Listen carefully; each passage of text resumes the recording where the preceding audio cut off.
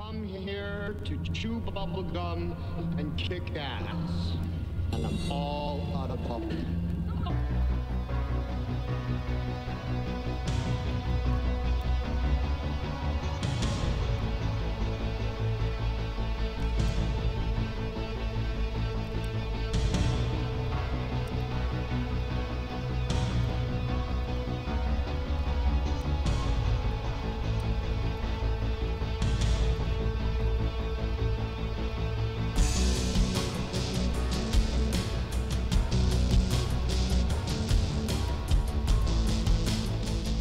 Ladies and gentlemen,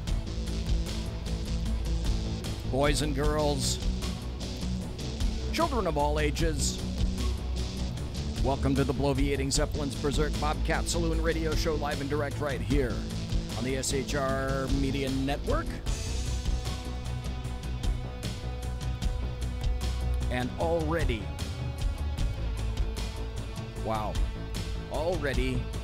a particular individual is calling in. But we're going to continue with the intro, because that's after all what you pay me for. You pay me good hard-earned dollars to give this intro and to listen to the intro music, and you're going to get every damn penny's worth. You got to belly up to the bar. We've kept your seat. It's great to see you back. Fluffy is going to be your bartender tonight. He pours with the best of them, and the lava lamp is in fact lighted to my left, your right, indicating that you can listen at shrmedia.com. That's where the chat room is located as well. I don't respond to any of the other chat rooms. I'm just human. I can only respond to a certain number of things at once. I can't be in Facebook chat, I can't be in YouTube chat, and the SHR Media chat all at once. It just can't happen. BZ doesn't have the ability, but anyway, I pointed to the lava lamp because you can watch the show on the SHR Media Facebook live page and the SHR Media YouTube channel. And I want to tell you that we don't water our drinks, just like we don't water our conversation, politics, religion, crime, culture, economics, race, sex, science, law. We talk about it all. Here at the Saloon, nothing is sacred, the speech is free, but the booze is not. All that we ask is that you flush the toilet, jiggle the handle, and don't forget to tip your waitress. Now, tonight we're going to be talking to the ever ebullient and stellar Dan Butcher. However, before we start the show, this just came across Twitter, and it's unique enough that with luck... Okay, I'm going to have to back this up a little bit, because when I saw this harkened back to... God, when was that? I think the mid-90s, maybe 95, 96, right around in there. This is a pursuit. Now, this isn't a regular pursuit, and with luck, you won't be able to see it because it's on my little phone right here. But with luck, you'll be able to hear what makes this kind of a unique police pursuit. And if I hold it up appropriately to the microphone, with luck, you'll be able to hear it too. A very unique police pursuit. We're talking about a stolen armored personnel carrier that was taken from Fort Pickett, that is in Blackstone, Virginia, about an hour outside of Richmond. And this is the video that we found on Twitter, courtesy Park Slay Boss, seeing this armored personnel carrier just driving down the street. State police following behind. We understand from Richmond stations that this person did finally surrender to authorities. We understand a soldier stole this vehicle, again, from Fort Pickett in Blackstone, Virginia. I want to tell you, if you go to Twitter and you find that thing, you're going to discover that it's actually what they call an M577, which is a command and control vehicle. It's not like the late World War II and mostly Vietnam APC, which was the Armored Personnel Carrier. But it's just funny as hell to watch. And I want to tell you, as you're watching this video, if you go to Twitter, it's probably on the mainstream stuff by about now. Just, Google like APC or Tank Pursuit or something like that, and you'll get it. You would be surprised how damn fast this thing is. It's zipping right past the various camera people, and it's on tracks, and it's fast as hell. Okay, enough with police pursuits. Let's go to Dan Butcher, who hasn't been on for quite a while, and I hope you are on now, Dan. And please tell me you're on and you can hear me, because that means we have our phone system fixed. God, oh please God, is Dan there? Well, BZ, I am here, but man, I can barely hear you. You're breaking up pretty bad. How can you hear me coming through? I hear you coming through just fine now. Oh, I can hear you great now that I'm unmuted, so I think we're good. Okay. All right. I don't know if you happen to catch the Tank Pursuit, but I played it. did. Things like that they knock me out. And I made reference to the original Tank Pursuit that was, I think it was in Southern California, like San Diego or something like that, back in the 90s. And, you know, I wouldn't want to hurt anybody, but when I have to ask all across the fruited plain, when you guys saw some, I guess it was a soldier, because otherwise how would you be able to run the damn tank? I think it was an M47. And when you get in the tank, wouldn't you love to be able to get into a tank and do what that guy did? I mean, he caused hundreds of thousands of dollars in damage. Luckily, nobody was injured, but and he eventually, I think he stalled out. He high-centered the thing on the freeway so it couldn't go anymore. And they opened up the top of the turret. Now, why the dude didn't lock the turret from the inside, or the hatch from the inside, that's really stupid. But, you know, the cops opened up the hatch at the top and went bang, bangity, bangity, bang, and one dead soldier later, that was the end of the Tank Pursuit. But I always thought, my God, how fun that would be to run right through a motorhome. And I thought, God, what? You know, it what? kind of goes back to the days, you know, God, hey, you what know, fun. I think everybody at one time wanted to drive a monster truck, go to the monster truck races, and, you know, everybody wanted to drive Bigfoot or anything like that, you know. No kidding. But you wanted to do it down the street. You didn't want to do it. You know, I mean, you wanted to go crashing through everything. Well, and you sure as hell didn't want to do it in your own neighborhood, because, you know, that would piss off a lot of people. Exactly. The other thing that I have to tell you that I just discovered the other day is, on the order of this, I don't know if there are any in California. Perhaps some of the people in chat will be able to tell me. And with regard to chat, hey, welcome to Simone. She was there early. Welcome to Mike. Hey, Dan, good to see that you're in chat. There's Whiskey Dale. There's, hey, Jeff Dunnitz is in there. Mary Brockman, Traveling Cynic. And great to see you all. Thank you one and all for being here tonight. But there's also, this is great. It's called something like Adult Play Toys, and it's a franchise where you purchase a bunch of ground-moving equipment, like massive backhoes and scrapers and D7 and D9 Caterpillars, and they teach you how to operate these things. You just move a lot of dirt around. I always thought that'd be an assload of fun, too. But that's just me. It's weird. Anyway, Dan says, uh-oh, I got hung up on. I will call back in. Ooh, that doesn't sound good. We've been having trouble with our phone system. I talked to Sean, and he and I sat down earlier today to go through the phone system. Skype liked his phone system, but okay, Dan, maybe if you call in, that'll be great. Hey, there it is. Okay, we'll try that again. Do you hear anything, Hello? Dan? Do you hear anything, Dan? I can hear you. Okay, great. Anyway, the phone system around here is still weird. Now, we're on a different number now. We're running through Magic Jack instead of Skype.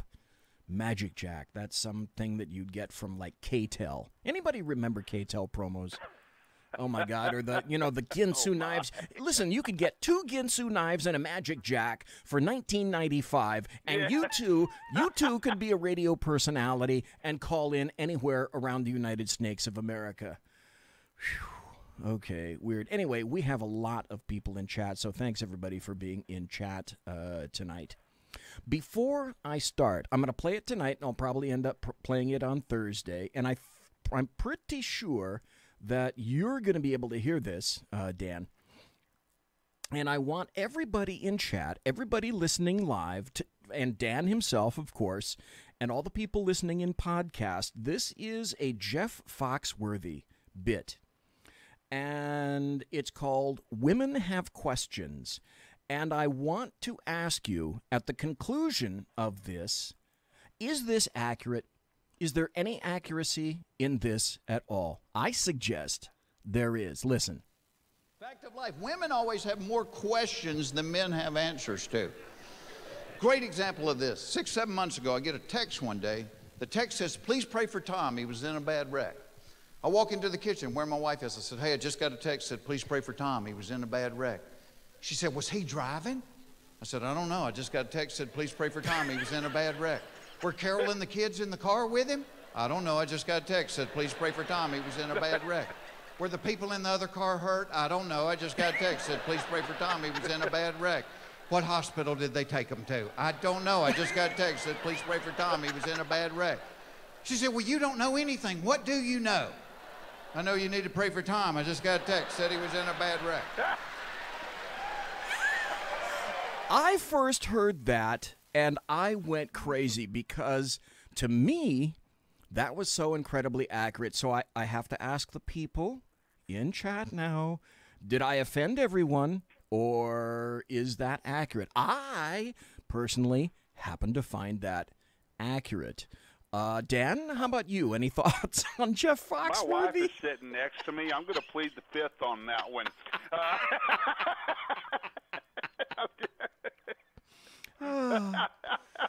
Oh, yeah. Yeah, okay, moving right along. Hey, let's talk some politics, Dan. What do you think? That's a lot safer, man. Yeah, it is. Let's get some of the older stuff and some of the more serious stuff out of the way first, if we can. One of the good things that I think happened recently, and I wanted to talk to you about it, and let me see if I can find that story, because I have it listed, but apparently I don't have it in the... here we go. Yes. This is a story that maybe not maybe, I'll wager that you have some pretty good input on, and that's this. A federal appeals court restored the Texas voter ID law. And this was, I think, on April 27th. And it's been a while since I talked to you, and I wanted to talk to you about this. But it indicated that a federal appeals court ruled on Friday, April 27th, that Texas's new version of its voter ID law can go into effect, rebuking a lower court judge for trying to block the law and delivering a very significant victory to voter integrity advocates. Now, how has this affected Texas at all? Has there been a big support of this, or how has Texas reacted to this appeals court ruling? They've gone to the polls and voted. It's quite honestly, we had our midterm. We had our primary elections in March. Right. No problems. We just had our runoff elections here in May. No major problems. I mean, the voter ID law here in the state of Texas, as for the voters themselves, has been a non-issue. I mean, it really has. It's very easy to get any type of form of ID to prove who you are in the state of Texas. Right. If you actually want to prove who you are, they make it simple. They will even let you at the poll promise to provide it if you don't have it. So there's no reason that you cannot vote. Now, here's the interesting thing that has developed as far as the voting laws here in the state of Texas. We recently had a federal judge had ruled that Texas needed to allow online voter registration, which here in the state of Texas we currently do not have. Okay. And of course, you have different types of different things.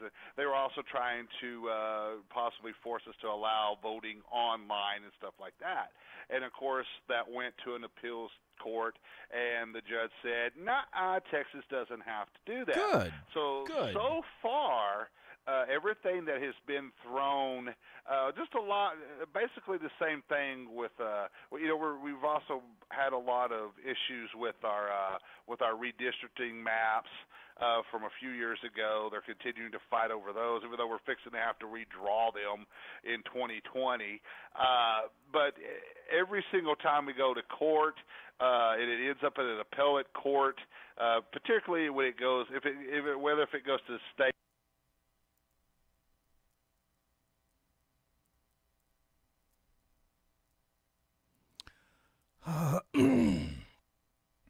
Well, that appears to be the loveliness of Magic Jack doing its work again. So let me just suggest to Dan Butcher that you call once more. Now, why this thing is hanging up on you, I don't have the first clue. And I wish I could tell you that Skype was working, but initially we got Skype working, and then we got Magic Jack working. It's an entirely different number in this area code. So all I can say is, Dan Butcher, please call back in. I know it's a royal pain in the butt. However, that said, the original law passed. Now we're talking about Texas. Its voting law, its ID law, having been upheld. The original law passed earlier this decade and had been blocked after the Fifth U.S. Circuit Court of Appeals concluded both its purpose and effect was to punish minority voters. I don't have it queued up right now, but I've referred to it before. Someone went on the street in Berkeley, California, leftist central for all of the left coast, and asked voters, asked young kids on the UC Berkeley campus, do you have an ID to vote? And all of them said, yeah, I've got an ID. And then the person that was inquiring said, well, is it oppressive? Is it difficult to go get an ID so that you can vote? And to a man and a woman, black, white, pink, purple, burnt umber, cerulean, it didn't matter. Every one of them said, no, it was very easy to go out and get a license or some form of ID to vote. So we have Dan Butcher back, and thank you for being back. Well, what I did this time is I actually paid the cover charge. That was the issue. Okay. I was cheap and snuck into the bar, didn't pay the cover charge. Is this... And so they keep kicking me out. So maybe now I can stay in. Now, here's the funny part. Is this like Magic Fingers? Back on the number, yeah. And it tells me this number is no longer in service. So I'm thinking... Damn, Sean Lewis, you cheap ass.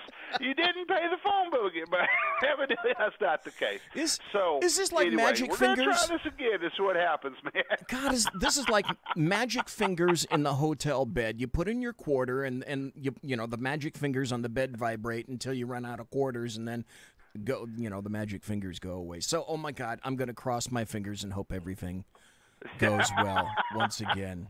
And you laugh about paying bills. But that's as far as I'm going to go on that. In any event, we're talking about the Texas voter ID law, which was upheld. And then, I can't believe it. California, I'm sure, would do something like this. But Texas wanted to vote over the Internet? Is that correct? No. Okay, no. Good. Texas is actually one of in a lot of states across the country, of course in Oregon, I think everything is now all mail-in ballots. But basically here in the state of Texas, the big issue was we do not do online voter registration. That's something that we do not do here in the state of Texas.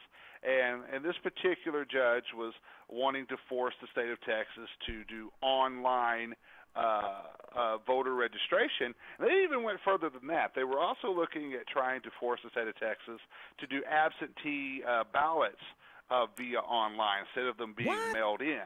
And so, because a lot of states have gone to online voting and different things like that, and what have you.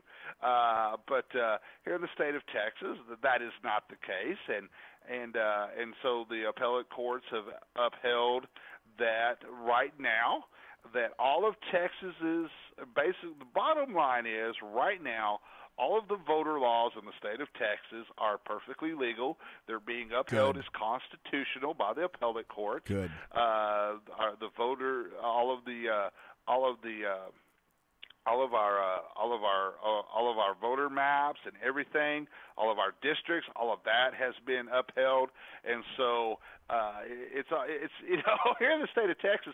The state of Texas is a big thorn in the side of the progressive movement a lot of times, and a lot of the way that things happen here. But the Fifth Circuit Court, especially the Fifth Circuit Appellate Court, right? It's not necessarily a very conservative court.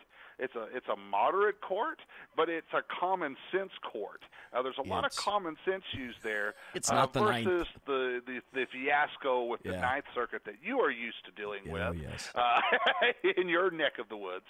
But so they use a little thing called common sense here.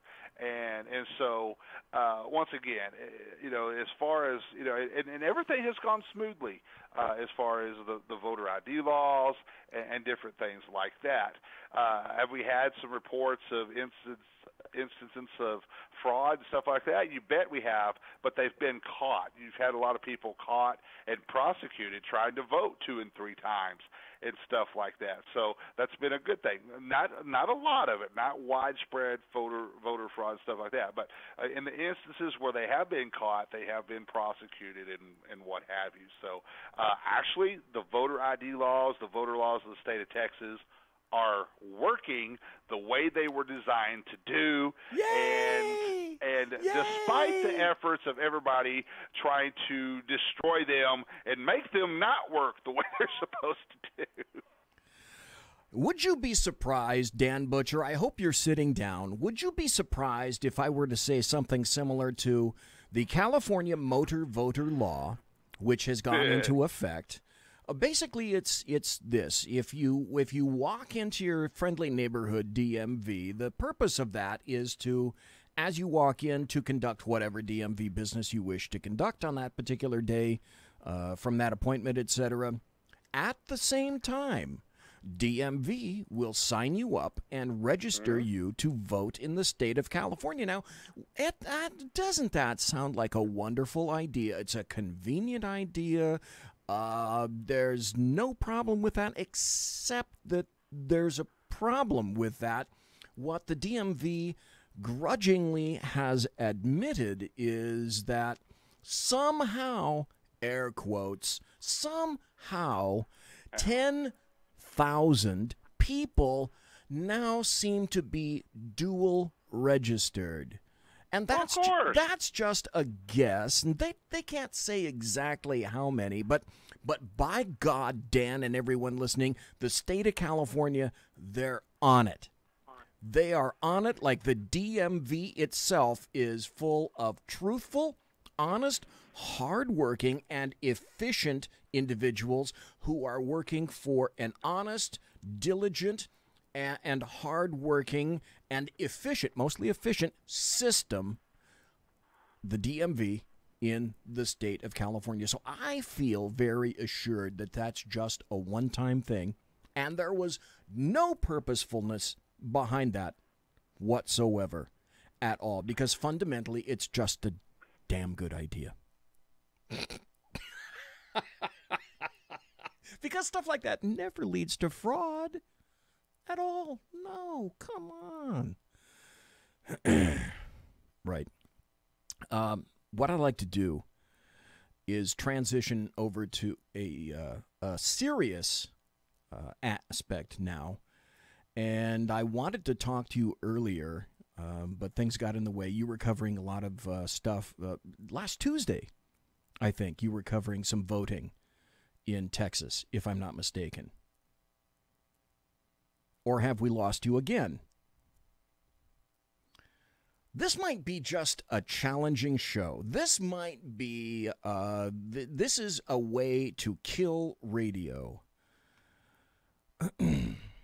So let's see if I can, that looks fine. Let's see if we can get Dan to call in again. I'm looking at Magic Jack. It says, look, hey, there's a 3-year plan, only $29.66 per year, or you can substitute quarters for the magic fingers. Now, why this continues to hang up, I'll never know.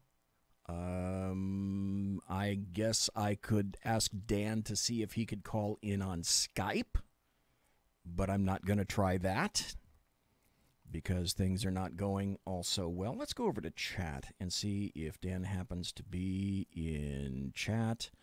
And we're losing listeners already left and right. Mary Brockman, oh well, I got to go anyway. God bless everyone. Thank you. Good night, Mary. Thank you for being here in the first place. And a deal killer, one and all. Anyway, Dan, if you're there, let's see if you can call in. If you find that you can't call in, Dan, just let me know. Either send me a text or send me a message on in the chat room. And Whiskey Dale says, howdy, BC. How do you do? And Simone says, we're here. Howdy, BZ. Whiskey Dale, I should tell you that we were talking today, the co-owner of SHR, Sean Lewis, and I were talking about how we're going to change some of the cams here, the cameras, in the SHR Media Studios. And we were asking ourselves, okay, what would we want to see if we were watching this show ourselves? And we decided perhaps we were going to put a camera higher up in the studio so that you could see a little bit of the person that's running the board and a little bit of the person that's across the room, like Clint when we're on Sackheads Against Tyranny. And we also decided that it might be interesting if we were to have like Bobcat cam. That we would consider having an entire... okay, here's Dan.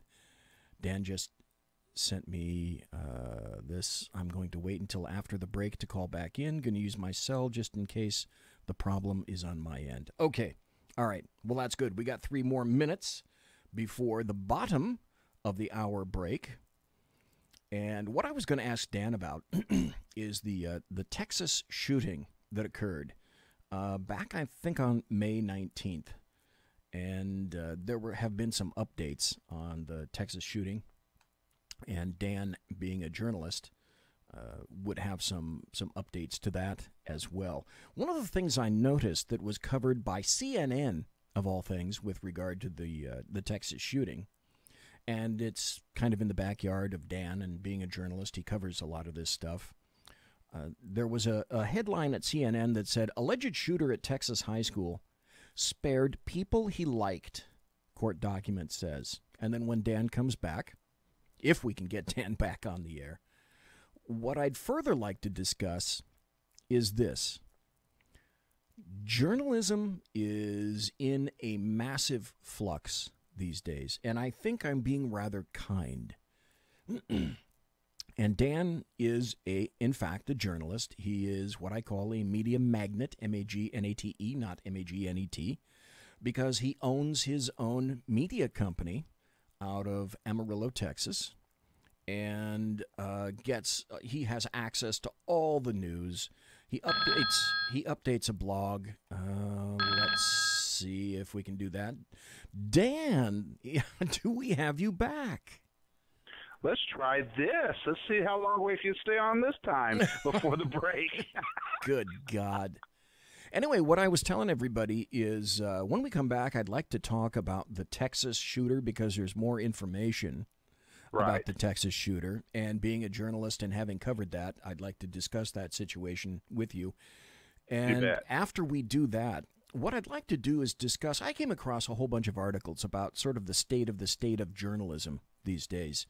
And you being a media magnate and an owner of a media company, essentially, you have your finger on the pulse of journalism. You have been an actual journalist for a number of years. Way too long.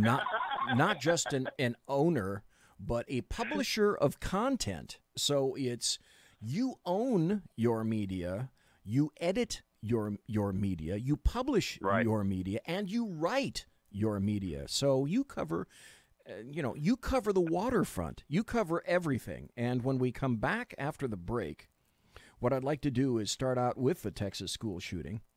and chat about that just a little bit. We don't have to bury it into the ground or beat it to death, so to speak. Perhaps that's a bad turn of phrase.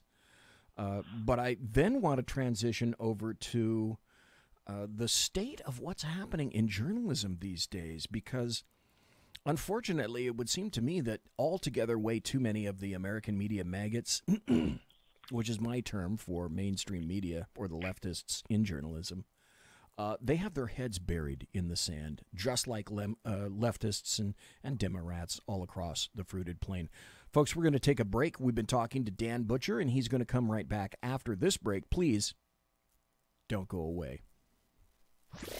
Conservative media done right. You're listening to the SHR Media Network. Hey, it's Sean from the Sackheads Radio Show. Also one of the owners here at the SHR Media Network. Are you opinionated? Have you ever wanted to do your own show? Have you ever heard somebody like the Sackheads and go, yeah, I could probably do that better? Well, now's your chance. Send me a 5-minute clip at sackheadsradio@gmail.com, and maybe you can be part of the SHR broadcasting team. sackheadsradio@gmail.com.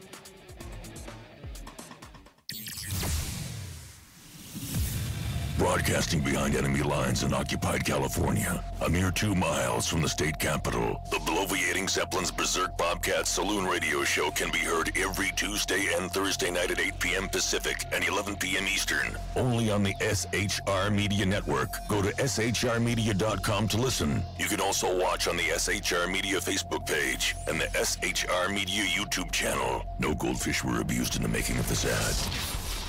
When dirty politicians, shadow governments, and deceptive Islam blind the world with fake stream media smoke, their only fear is one man with a cane. I'm Dave Milner.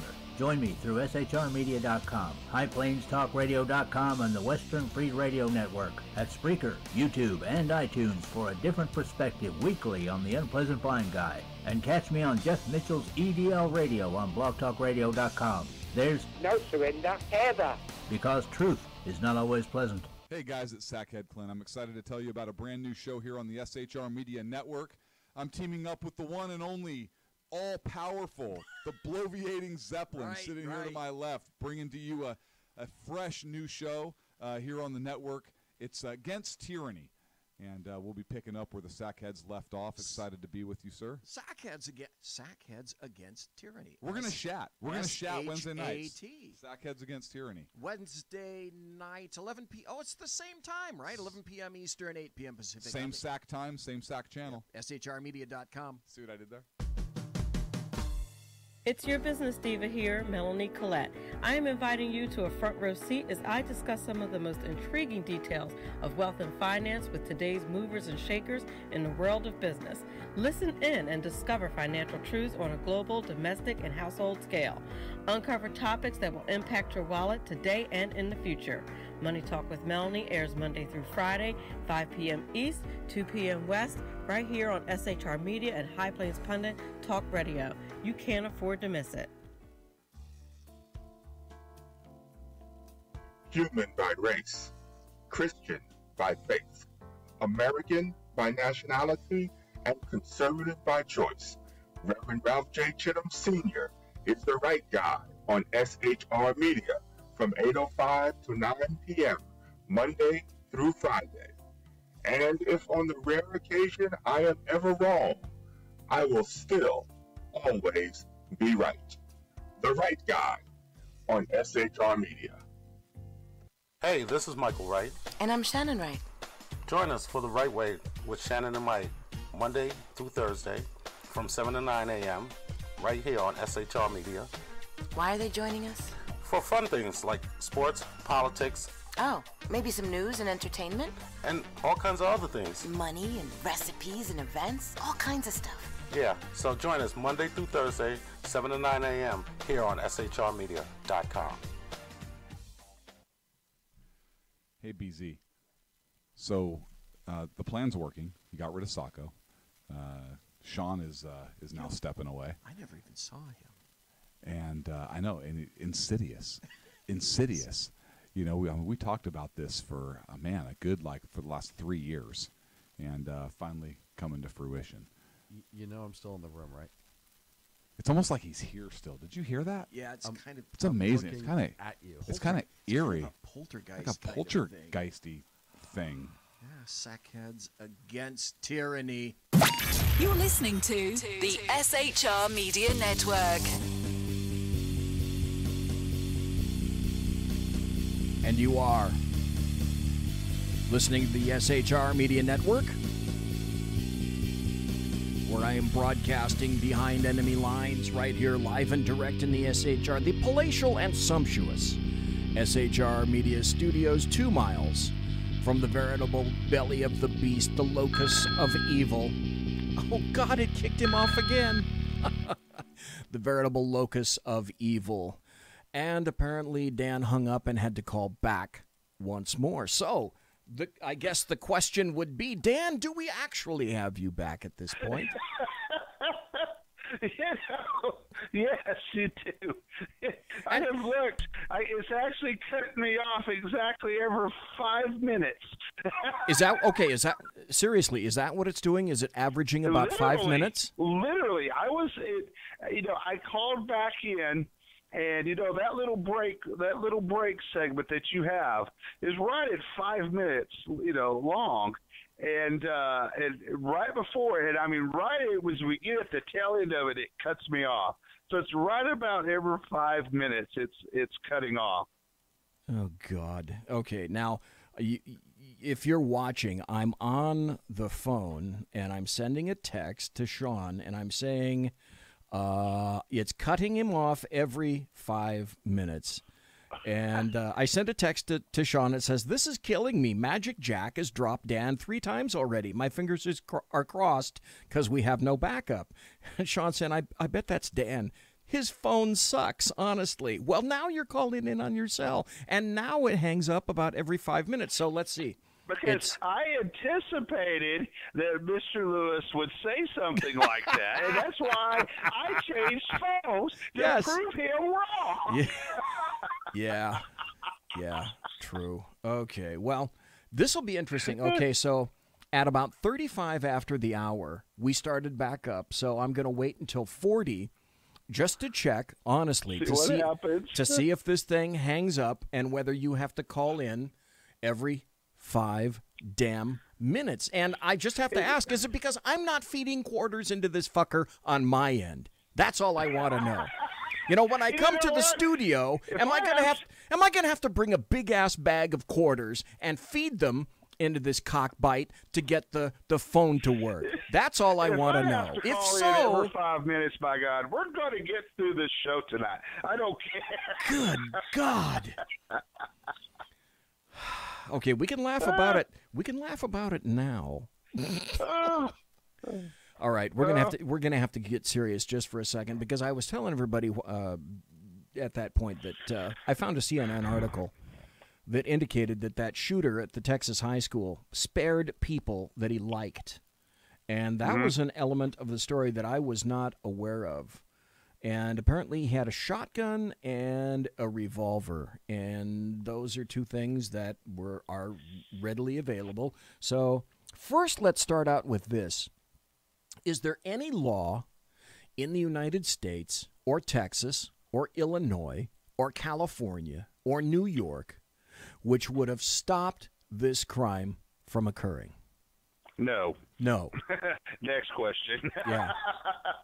No, and here's the reason why, and I make this up, and this, you and I we could do 2-3 shows over just this very topic, because you're talking about, these particular guns he actually took from his father, and they were legally owned weapons, right? And bottom line is that you can put all the gun laws in place that you want to. You can take all the guns away. Well, guess what? Then they're going to start stabbing people. You can take all the knives away. Then we're going to go back to blowing people up and mowing them down with cars.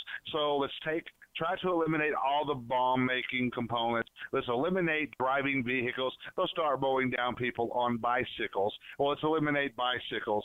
And then we'll go back to throwing rocks and making sharp sticks, bows and arrows and everything. You can eliminate everything you want, every weapon you can possibly think of, but you're not getting down to the core issues of this. There's so many dynamics that feed into not only the mentality that is causing a young person to walk into a school and shoot people. It's also a mentality that's taking place not only in our minority neighborhoods, but in all spectrums of society. Yes. This isn't a gun problem, ladies and gentlemen. This is a problem is society that we have to deal with. We have to understand, okay, what is causing somebody to snap, to do this? Well, we can understand the right. If you want to compare a terrorism act to a school shooting by a young person, at least with a terrorist attack, you know the motivation behind it. You kind of have an understanding of their thinking, why they are carrying this out, right. What their purpose is, et cetera, et cetera. When it comes to somebody that snaps and they go and shoot up a workplace or they shoot up a school, it's a whole different dynamic. And you have to get down. There's so many things that play into this. Is it a mental health issue? Is it revenge? Crime of passion? There's so many different things that go into this, and that's what we have to get into. It's not just a gun issue. It's an issue in society that we have to look at, and we have to deal. And you have to look at obviously the political thing to do. Hey, you know what? Let's increase gun laws. Let's deal with let's make it harder to get them, et cetera, et cetera. That's the politically expedient and easy thing to do. The hard thing to do is to actually look deep in our souls as a society, look at the very root of society. Okay, well, we lasted a little bit longer that time. We went, 5, 6, 7, almost 8 minutes before the quarters ran out.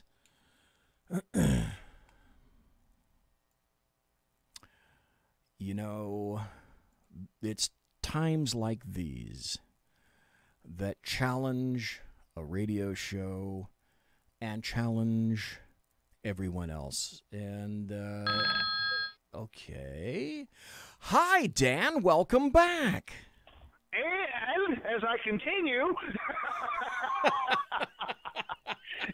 bottom line, BZ, is there a problem with guns being in the hands of people that do not need them? Yes, there is. Do we need to look at making sure we're enforcing laws on the book? You bet there is. Yes. Do we need to make sure people that have no business having guns in their hands don't have guns? You bet. Do we need to address the mental health issues, stuff like that? You bet. But that's common sense stuff that needs to be addressed. But that's just a small part of the equation, small part of the problem. You also have to look at mental health issues. You have to look at bullying in schools. You have to look at the family dynamic. What has happened in somebody's life that has caused them to snap and do something like this? What all is happening? And people, especially politicians, they don't want to get down and get dirty and get to the root of the problem with this. Because you know why, BZ? They're lazy. They're too damn lazy. They don't want to do the hard work. No. That somebody like me, as a reporter, wants to dig down and say, hey, there's more to this problem than just guns. There's more to this problem than just mental illness. There's more to this problem than just bullying. It all comes together. And what's causing all of it? And what do we do to address this? This. The same thing applies to the homeless situation. People say, well, you know what? We could just provide this and this, provide them housing. It's more than that. When you're dealing with homeless situation, you're talking about job training, educational needs, substance abuse, being clean and sober, job training, educational opportunities. It's more than just providing housing. It's giving people a solid foundation to step themselves up and build a life, not just to have a permanent home, but to have a permanent life situation.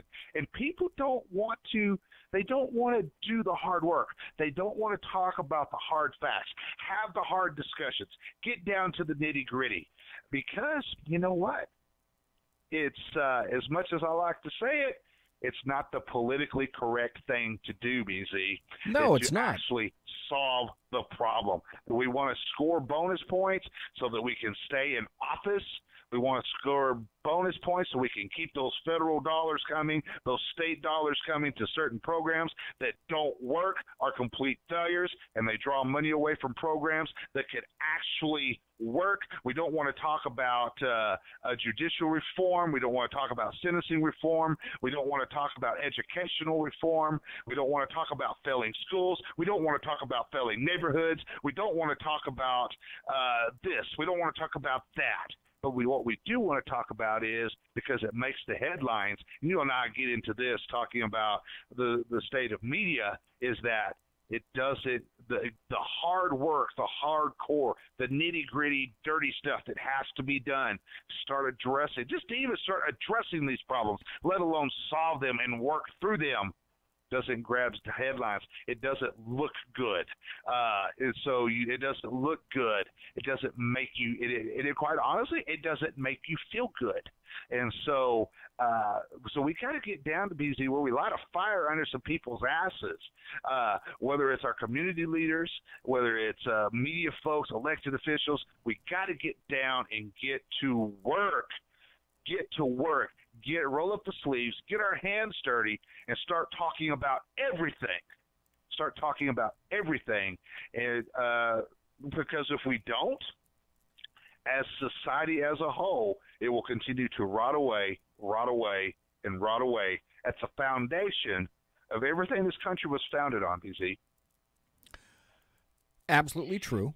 I don't have it in my hands. It's across the studio over there. But about 2 weeks ago, I read an article about a particular individual. I'm going to go get the article on the break, and I can't remember its author, but there was one hypercritical element that both you and I have left out up to this point, and he tapped on perfectly when I read it. It was a fairly long article, but essentially what he said was this, and you can't mention this either in polite or impolite society anymore, although the truth is right in front of our damn faces, and it's this: there aren't any fathers in the home anymore. Bingo. And the parents want to be friends instead of parents to their children. Yes. They want to abdicate actual raising of the children to the school or some other process, and that can't happen. That just can't happen. The fundamental question that I posed with regard to gun control and eventually gun confiscation, because mark my word, that's exactly what leftists, Democrats in the American media, maggots are after. They want the United States to be another prototypical Australia, although the crime rates are beginning to go, well, not beginning, they've been going up markedly in Australia for quite some time after they literally confiscated as many of the weapons as they possibly could in Australia in 1996. But there are no fathers in the home. We're trying to make little girls out of boys, and the boys that are not going along we're placing on drugs because the instructors, the teachers, I know they have a hell of a job, but they just as soon drug kids anymore, males, specifically young boys, or make little pussies out of them and get rid of that toxic masculinity. Well, it's toxic masculinity that's coming out when the little boys get so repressed for so long and or drugged and or told they need to be acting like little girls. And further, they have no one to which to pattern themselves after. And that's a massive, massive, massive hypercritical point. Plus, I just happened to discover this article from the Washington Times, which dovetails perfectly. And The Washington Times, I'm not sure that they knew exactly what they were writing at the time that they wrote this. I don't know exactly what bent they had, but here's how I interpret it. And when I go through the article, I'd like your comments or thoughts on this. The system isn't working. The system that we have in place, we don't need any more fucking gun laws. We just need to make the system that we have in place currently work. Now, you remember one of the shooters that I think was in Texas that shot up the church? One of the fundamental things we discovered is that the Air Force had not provided the database with the information indicating that the guy who shot up the church in Texas shouldn't have been able to purchase a gun. But the federal government, the Air Force, didn't provide the requisite information to the federal government, the database, when this guy went through, indicating that he should not have been able to purchase a gun because of his backgrounds and his crimes. That's a failure of the system. The Washington Times addresses this again. And I'm not sure that they know exactly what they're addressing, but I'll translate it for everyone. The headline says, "Banned gun buyers beat background checks and are rarely prosecuted when caught." Now, I'm sure most leftists would say something similar to, I told you we need more gun laws. So it goes like this. A convicted felon from Colorado lied about his criminal past when trying to buy guns at 2 upstate New York stores in 2016. Now, is anyone besides myself fucking gobsmacked that a convicted felon from Colorado would lie about his criminal past on what is called, I think it's the Form 4473, and it's the application to BATFE to purchase a firearm. The man failed the instant background checks and was denied the weapons. Law enforcement was notified because lying on a firearms application is a federal offense. It is a federal firearms document. And you sign, when I sign this, I'm telling you the truth. It's a federal offense. The man fled back to Colorado before the authorities caught up to him. So Francis Neely, a 30-year veteran of the Federal Bureau of Alcohol, Tobacco, Firearms, and Explosives, BATFE, took the case to federal prosecutors. Listen to this. Took the case to federal prosecutors in upstate New York seeking charges and an arrest warrant. The prosecutors declined the case, citing a DOJ policy to pursue only the most extreme instances in which someone lies on a federal firearms application. This is the federal government allowing these people to slip through the fingers, to slip through our fingers. And it's extremely frustrating. This is the process not being done. And my understanding is that Dan has fallen off the line again because he just sent me a text. Now it says it won't let me call back at all using either of my phones. Okay, well, I guess we've seen the end of Dan tonight, which is very sad because I wanted his input on this and journalism, etc. So I guess the rest of the show is just going to be old BZ. So Mr. Neely also hit a dead end with New York State prosecutors. They said the case was worthy of prosecution, but they didn't have funds to send investigators to Colorado and bring the man back to New York, Mr. Neely recalled. The man was never charged for lying on the gun application, and Mr. Neely said law enforcement doesn't even know why he made 2 attempts to purchase a gun. We at the ATF have limited resources. How much time are we going to invest in a case that isn't going to be prosecuted? You just pray that this guy doesn't walk into a place and kill someone with a firearm he gets on the street. Well, guess what? These are crimes of process, of negligence. The ability exists, present and accounted for your federal government to protect you from these school shootings. So you don't need extra laws, is my point. All you need to do is perhaps redirect some funds from another area. And if you think that it warrants saving people, then you redirect people to find and prosecute the people who lie on these federal forms. And we've just had a number of excuses, not reasons, I'll call them excuses, from the feds with regard to, well, we can't do this and we can't do that. And then we have shootings, despite the fact that in many of these cases, these shooters are unbalanced. They come from homes that are upside down. They come from homes that have no parents or one parent in the family. And in some occasions, they have a two-parent family. And the parents aren't particularly aware of what's going on with their child, male child, because they just figure that to get into them, I suppose, I'm guessing, is, I don't want to betray my child's privacy, for example, as if a child had the right to any privacy when he or she is under your roof, and the answer is no, they have no damned privacy at all. I know for a fact parents that used to work for me as I was a sergeant for the sheriff's department. I had some of my deputies tell me that what they would do when they had their kids act out is they would remove social media, they'd remove games, they would remove the cell phone, they would remove the iPads and the various tablets. And the other thing that they would do, and I loved this when I heard this, I thought this is one of the world's finest ideas. They took the door off the children's bedroom so the kids couldn't shut the door.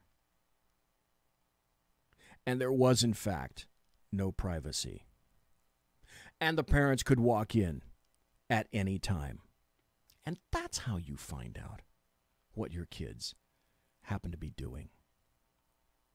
Well, I'm not going to go into journalism at this point. There's a whole bunch of stuff that I could talk about. So I'm going to have to reshuffle a few things.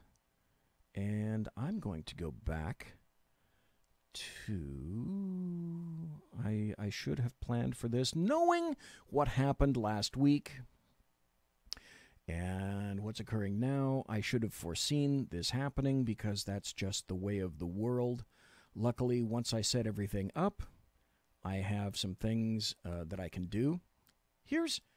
This is an audio cut, and oh shoot, I don't quite have enough time to do this. Okay, well, let me tell you what I'm going to do. It's coming up to the top of the hour break. I have a couple more minutes before the break. When we come back after the break, Dan is gone, unfortunately. And let's see if I have another text from Dan, because I've got another light here. No, Dan is, I think he's gone for the night. And I wish I could tell you exactly what the problem was. Because unfortunately or fortunately, I live and die by the telephone because I like people to call in. Oh, let me tell you this. This is interesting. This is coming up. I don't know if you happen to listen to the Hugh Hewitt Show. And Whiskey Dale, Traveling Cynic, I think you guys probably listen to the Hugh Hewitt Show continuously. And you guys have heard of Tarzana Joe. Well, Tarzana Joe and I have been talking, and he's doing some traveling right now. But when he comes back in about a week or so, he said that, hey, sure, I'll come on the Saloon. Now, in a week or so, I better have my damn phones fixed, because I'm going to be talking to Tarzana Joe right here, live and direct, in the Saloon. And for those not acquainted with Tarzana Joe, who actually lives in Tarzana, California, and his name is Joe, he writes poetry for everyone, for all circumstances. And he's usually on the Hugh Hewitt Show every Friday, where he regales Hugh with a poem. And you can commission Tarzana Joe to write your very own poem. He's great. It would be remiss of me not to say that you can go to tarzanajoe.com and commission him to write a poem for you for your anniversary, your wedding anniversary, for a birthday, for Christmas, for a special occasion, for a bar mitzvah, whatever it is. Tarzana Joe is your poet for all occasions. So in about a week or so, crossed phalanges, and the creeks don't rise and the phones are fixed, I'm going to have Tarzana Joe on the show. And with luck, if I'm nice to him, and I'd like to see him on like maybe once a week for 15, 20 minutes or so, just like he does on the Hugh Hewitt show. So Joe, Tarzana Joe, himself, his very own Seth is coming up, folks. Let's take a break, and we'll be right back. It's 9 o'clock on the West Coast. It's midnight on the East Coast, and in Bolivia, it's 1975 and 19.728 subsector 2, paragraph 4, Bolivian time. Come right back. Conservative media done right. You're listening to the SHR Media Network. Hey, it's Sean from the Sackheads radio show, also one of the owners here at the SHR Media Network. Are you opinionated? Have you ever wanted to do your own show? Have you ever heard somebody like the Sackheads and go, yeah, I could probably do that better? Well, now's your chance. Send me a 5-minute clip at sackheadsradio@gmail.com, and maybe you can be part of the SHR broadcasting team. sackheadsradio@gmail.com.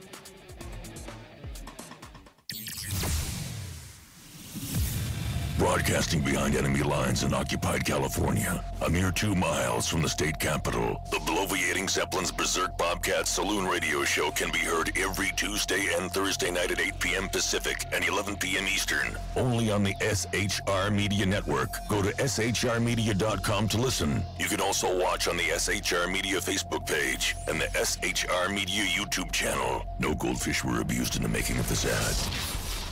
When dirty politicians, shadow governments, and deceptive Islam blind the world with fake stream media smoke, their only fear is one man with a cane. I'm Dave Milner. Join me through shrmedia.com, highplanestalkradio.com, and the Western Free Radio Network at Spreaker, YouTube, and iTunes for a different perspective weekly on the Unpleasant Blind Guy. And catch me on Jeff Mitchell's EDL Radio on blogtalkradio.com. There's no surrender ever, because truth is not always pleasant. Hey guys, it's Sackhead Clint. I'm excited to tell you about a brand new show here on the SHR Media Network.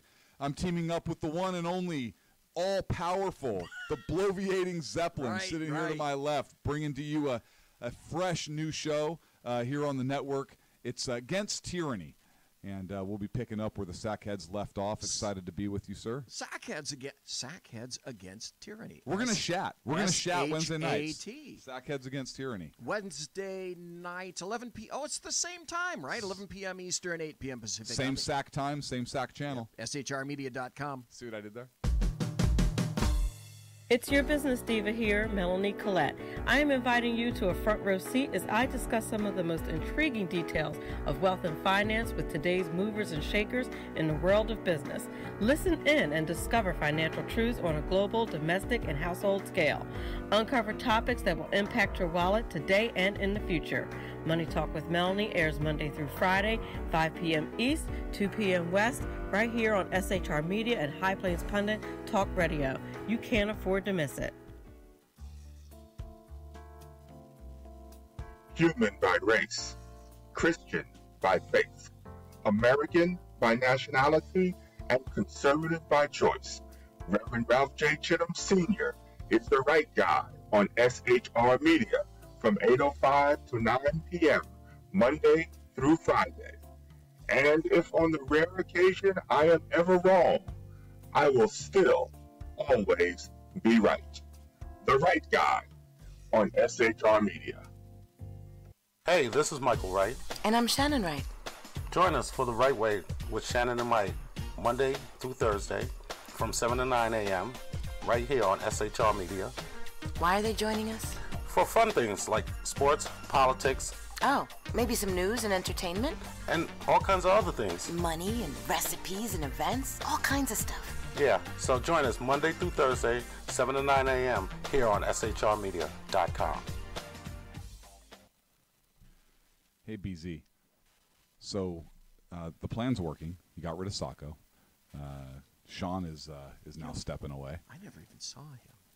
And I know, and insidious. Insidious. You know, we talked about this for, for the last 3 years. And finally coming to fruition. You know I'm still in the room, right? It's almost like he's here still. Did you hear that? Yeah, it's kind of. It's amazing. It's kind of at you. It's kind of eerie. Kind of a poltergeist. Like a poltergeisty thing. Yeah, sackheads against tyranny.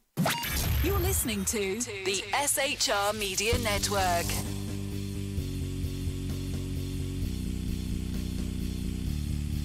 Well, it's the second hour. And we've had our share of challenges tonight. I'm ever so happy to report, overjoyed, so to speak. For those of you hanging in, I thank you ever so kindly for doing so, despite our challenges these days. We're still working on the problems. I'm confused as to why they are still problems when it would seem that they're relatively simple to fix. However, you do have to be a tech god, and of course that's something that BZ is not. That having been said, there are still a lot of things to talk about. One of them is this cut from Eric Swalwell in a tete-a-tete with Tucker Carlson on Tucker Carlson tonight. Now, Eric Swalwell is a representative from the state of California, and you should need to know nothing further than that. And Eric Swalwell basically has said that Donald Trump is sending messages in public to Russia. Now, if I had a producer at this point, when I happen to say Russia, he's sending messages in the clear to Russia. Now, see, if I had a producer, it would have sounded like that. So I didn't, so that's why it didn't. Anyway, Eric Swalwell, a Democrat representative from California, insists that Donald Trump is sending messages in video by telling jokes. And he's sending these messages to Putin in Russia. I'm not making this up. That Donald Trump has to be what I would consider to be the obvious, the ultimate master of hiding in plain sight, if this is true, right? Welcome back. We're still joined by Democratic Congressman Eric Swalwell of California, a member of the House Intel Committee. If you've been watching cable news... Tucker has this guy on because he's such a leftist and he's such a loon. Please listen to this. This is so illustrative of what passes for brilliance on the left today. News for the past year. No doubt you have seen the congressman talking a lot about Russia. Here's part. Russia attacked our democracy this past election. And then they showed up to his Trump Tower, offered the evidence to his family. They received it. They didn't turn it down. Donald Trump for years had been working with the Russians. He brought people on his campaign who had ties to the Russians. We have seen a candidate and a president who... Okay, by that he means Carter Page and Papadopoulos. If I have time, and I won't be able to get to it tonight rather, but Papadopoulos and Carter Page, although they'll not admit it themselves, they were dupes. They were set up.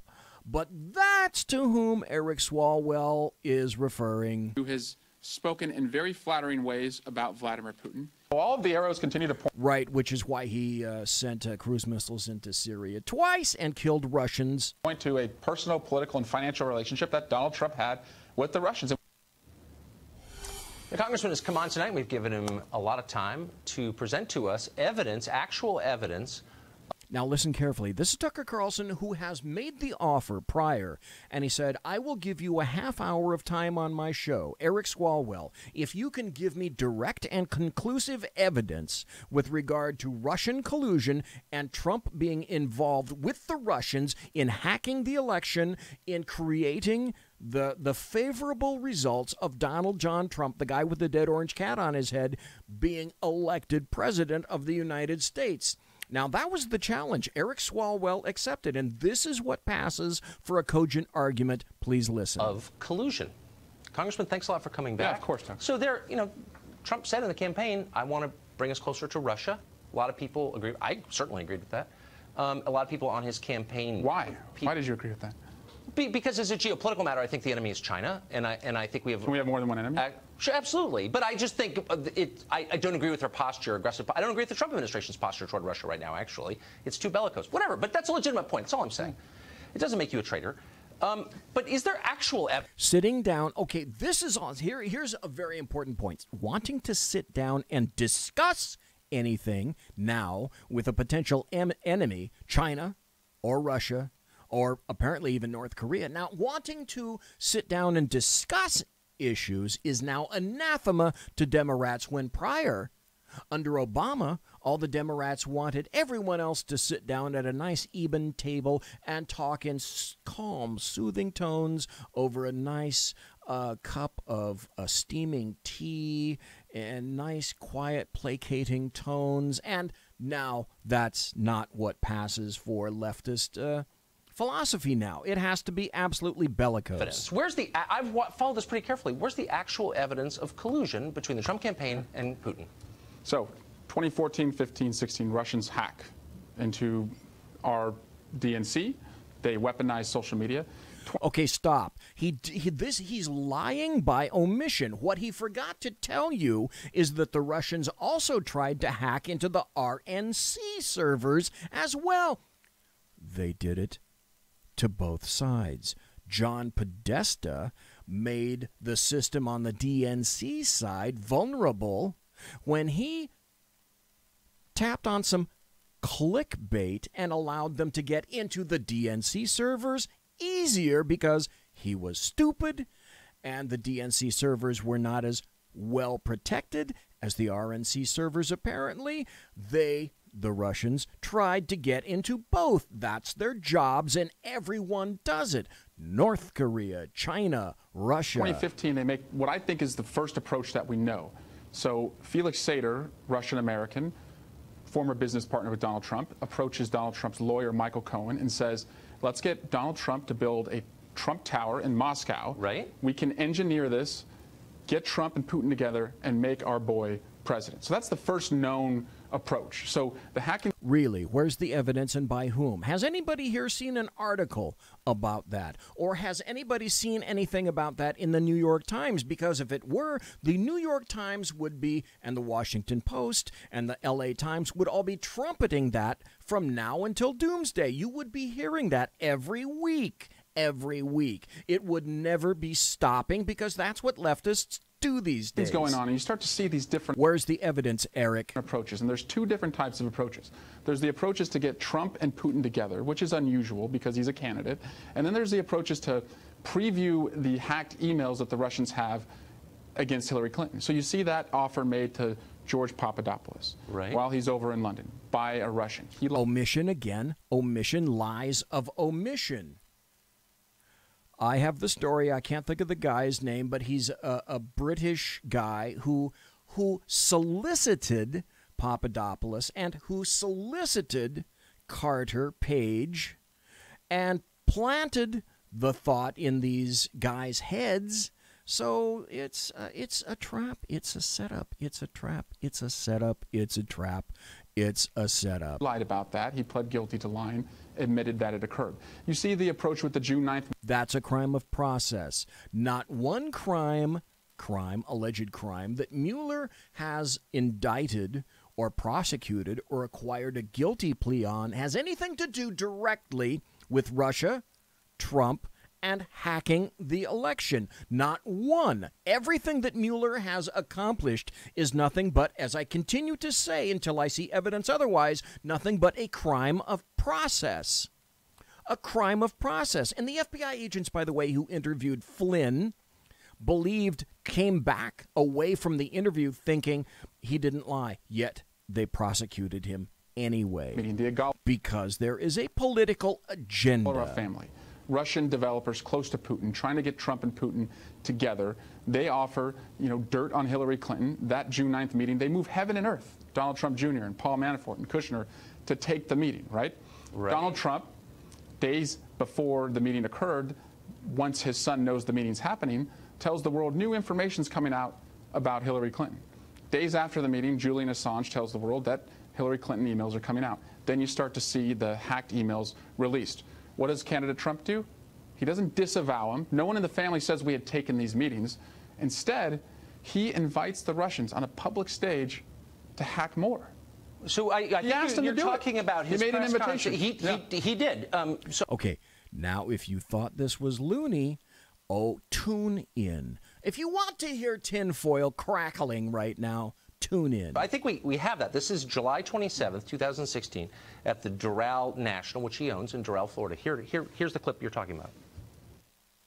Russia, if you're listening, I hope you're able to find the 30,000 emails that are missing. I think you will probably be rewarded mightily by our press. Let's see if that happens. So, two questions. He was rewarded. One, do we have the 30,000 emails? Did Russia ever come up with those? We're still... No. We haven't. No, oddly enough, we haven't. They didn't, actually. But, you know that for a fact? Well, we haven't seen them. Yeah. Well, let's let the Mueller investigation continue. Okay, maybe Mueller's in contact with the Russians, but Trump didn't come up with those from the Russians, so that didn't happen. But let me ask you this: if Trump was going to, there's still an attempt there, right? Okay, but you can an attempt. That's Donald Trump. That's how he works. That's part of how he works. Do you think he actually can call up Putin and say, give me everything you've got? And oh, by the way, I'll just kill some of your citizens just to make things look good. Vlad? Attempt to do something and fail, and it could still be a crime. But would you do, I mean, I hate to inject common sense into this.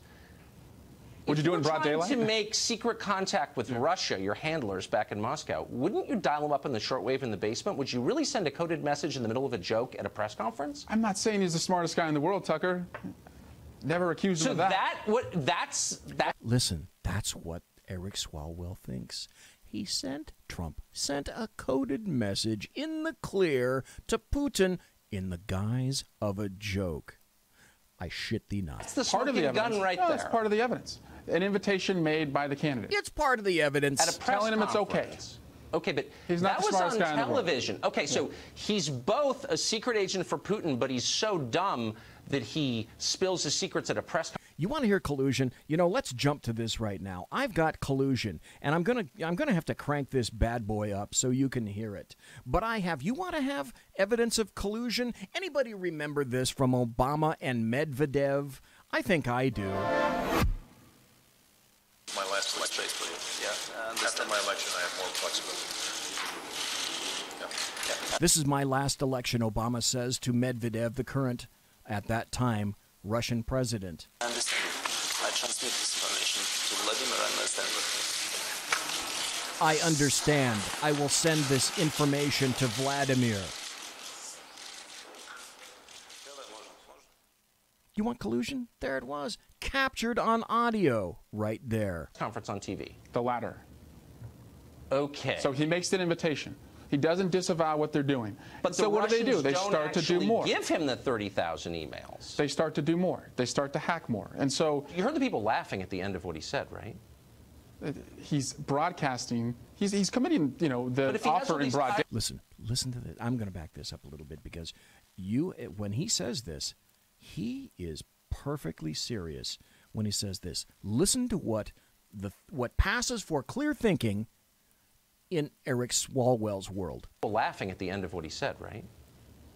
He's broadcasting. He's committing, the offer in broad daylight. Russia, sure. Why wouldn't he just act through all the many Russian agents? So let me continue. So at the same time, but those are fair questions, right? It's a little confusing. Completely fair questions. So what's the answer? But there's no. Hey, why would he do it in public?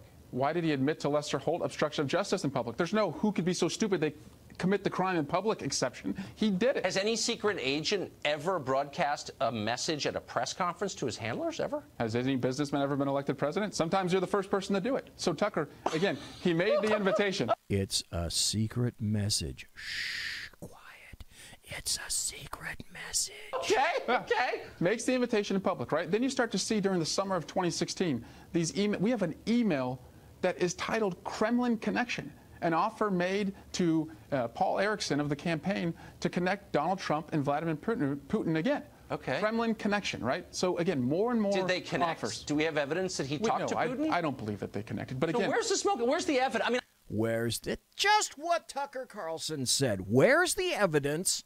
Where's the smoking gun? I just played you a cut. A smoking gun with regard to collusion The linkage, I will be much more conciliatory to Vladimir Putin, he tells Medvedev, because Medvedev, though he's president at the time, is only an intermediary. Everyone knows that Vladimir Putin, even in 2008, runs Russia. And this is Obama saying specifically, when I win this next election, I will be more conciliatory towards Russia. And he was. I mean, I know all this stuff. Where's the evidence? Well, first, Tucker, don't confuse evidence with a conclusion.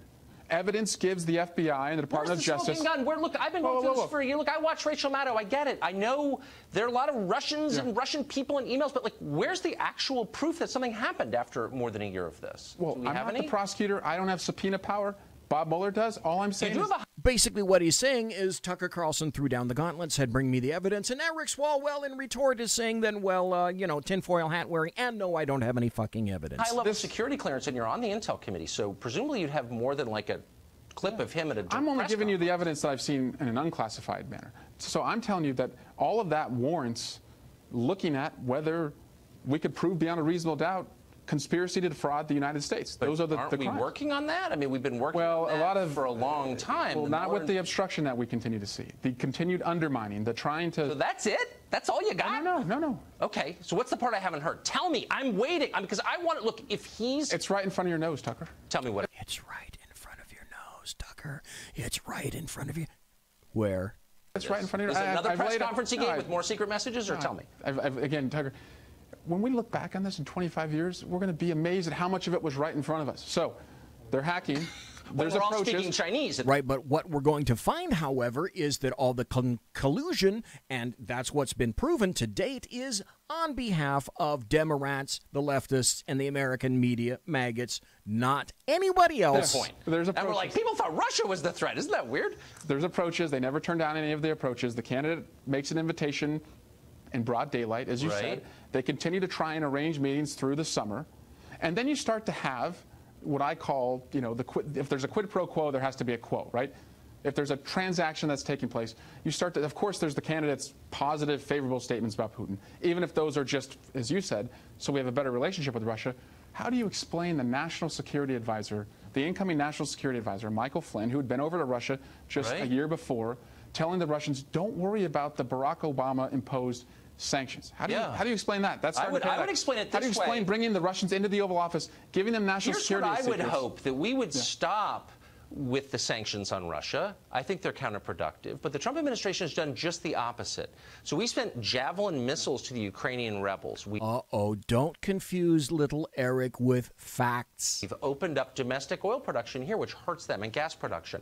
We have killed over 200 Russians in Syria. We have bombed... Oh, damn, stop with the facts. The government of Bashar al-Assad, which is their closest ally outside their borders. In what sense has he been pro-Russia as president? And I say this with sadness, because I don't think he should be doing any of that. Yeah, well, all the favorable things that he says. Bringing Russians into the Oval Office, kicking out Americans, letting Russian press... Can we just be reality-based really quick? And failure to impose the congressionally passed sanctions. You know how hard we had to work, the public sentiment that was... What about killing the 200 Russians? He's been Did he kill them? He sent the U.S. military... I don't... Did you hear Eric Swalwell say, did he kill him? Meaning Trump? Yeah, I'm not kidding. That's how insane these people, he is. I think you're giving him too much credit. Well, I don't know. Look, I'm not flacking for Trump. I don't think he should have done it. I criticized him on the show. You're absolutely right. I'm just telling you, he's killed 200 Russians. Obama did not do that. He sent missiles to Ukrainian rebels. Obama did not do that. He is competing in energy with them in a way Obama never tried. Why is he more pro-Russian than Obama was? Don't confuse what he has to do because the public sentiment is so high and watching him. Again, that's right. It's all a ploy. Just remember that Trump is nothing but Putin's poodle. Give him too much credit. You're giving him too much credit. I'm not giving him credit. I'm criticizing him. I don't think he should be doing any of it. I'm just saying this whole thing is insane. That's what I'm saying. So, and then you have all the consciousness of guilt evidence, right? All of the lies that have been told, whether it was about the June 9th meeting, the Russian adoption excuse, and then moving it to what it was really about. Okay. So that's consciousness of guilt. A lot of times the way someone acts after an investigation is launched, can tell you what they were doing. I guess. I'm not, you know what? I'm not. Facts. Bring me the facts. Eric, bring me the facts. Robert Mueller, bring me the facts. Where are the facts? I don't want crimes of process. I want crimes against Donald Trump. If Donald John Trump colluded or conspired with Vladimir Putin to win the election, then I want to see the evidence. If I am presented with the evidence, I may change my mind. So again, maybe that's don't confuse evidence with a conclusion. There's more than enough evidence to continue and find out how close are these ties. Did the willingness and eagerness add up? I was hoping for something. And that's it. But again, this is Eric Swalwell saying Trump's positive, he's committing the offer in broad daylight. Trump's positive statements about Russia and Putin. And again, I play this tape. Who is colluding with whom? It was Barack Hussein Obama. My last election, basically, yeah. And after my election, I have more flexibility. After my election, I will have more flexibility. And he's telling this to Russia. I will be more flexible, meaning more conciliatory to you. This is called direct evidence on tape. This is evidence. I understand. I transmit this information to Vladimir. I understand. I transmit this information to Vladimir. I understand. What more do you need than that?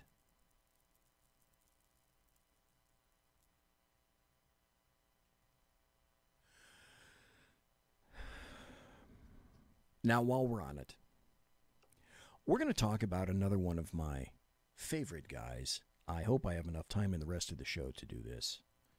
I'm going to talk about the dangerous treachery of John Brennan. Now, John Owen Brennan was CIA director under Barack Hussein Obama from March of 2013 to January 20th of 2017, President Trump's inauguration day. He's currently registered as an independent. We'll get to that later. He was director of the National Counterterrorism Center, NCC, from August of 2004 to August 2005 under Bush. He was Homeland Security Advisor from January of 2009 to March of 2013 under Obama. He hit the big leagues thereafter. That John Brennan. Now, to this point, it's my opinion that John Brennan is complicit with many, many yet unindicted co-conspirators in an attempt to unlawfully bring down a presidential nominee, a president-elect, and subsequently an actual sitting president by means of surveillance, illegal warrant applications, intimidation, force, threats both implied and direct, purposeful ignorance, purposeful avoidance of one's primary job, as well as the utilization of an infrastructure and an architecture manifesting itself in and around the District of Columbia in an absolutely unprecedented manner, using technology as a power bludgeon only dreamed of before this. The forces, the agendas, the biases, the agencies, both overt and covert, budgets, network, both social and otherwise, historically embedded power structures, otherwise now known as the deep state, people whose incomes and retirements absolutely depend on the status quo to never change or be disturbed by even one molecule. These forces arrayed against one person, Donald John Trump, the guy with the dead orange cat on his head, is absolutely unprecedented in American history. In my opinion, John Brennan is a major part of that. Though they fully expected to win, leftists, Democrats, and the American media maggots, complicit all of them, were willing to take no chances. Their goal was to shatter Republicans into bitter little shards. However, they, like others, were gobsmacked when, out of all 7, if you remember this, out of all 17 candidates, Donald Trump emerged with his sprayed-on orange glow from the political ruins. And that occurred at the veritable last second, as you recall. Yet they knew plans were already in place just in case. Plans they hadn't counted on utilizing. Then, actual pants-shitting hysteria, PSH as I call it, commenced late on November 8th, early November 9th. One reason John Podesta emerged on the stage afterwards, Hillary was breaking mirrors and knocking down Long Island iced teas in the back at a prodigious rate. That's why you saw Johnny Baby instead of Hillary. So, luckily for Democrats, many elements were already in place, buttressed by any number of monolithic institutions already sympathetic to leftists, like, well, leftists themselves, Democrats, and the equally complicit American media maggots, in concert with essentially the rest of so-called upper education, official upper education. So subsequent riots then sadly proved that any number of law enforcement agencies like the City of Berkeley Police Department, the San Jose Police Department, the University of California at Berkeley Police Department, and the Sacramento Police Department were on the side of literal anarchists. And that was good to know, good to find out. They actually came out in the clear and they made themselves obvious. But what of John Brennan? Let's get rolling with some information heretofore buried by people who apparently are big fans of cat boxes and kitty litter. One of my favorite, by the way, kitty litter, I have to tell you, is one of my absolute favorite California strippers from the 1970s. Were you aware, ladies and gentlemen, boys and girls, children of all ages, that John Brennan voted communist in 1978? What? You didn't? You weren't aware of that? Well, you do now. And with that, we're going to be back. Conservative media done right. You're listening to the SHR Media Network. Hey, it's Sean from the Sackheads Radio Show, also one of the owners here at the SHR Media Network. Are you opinionated? Have you ever wanted to do your own show? Have you ever heard somebody like the Sackheads and go, yeah, I could probably do that better? Well, now's your chance. Send me a 5-minute clip at sackheadsradio@gmail.com, and maybe you can be part of the SHR broadcasting team. sackheadsradio@gmail.com.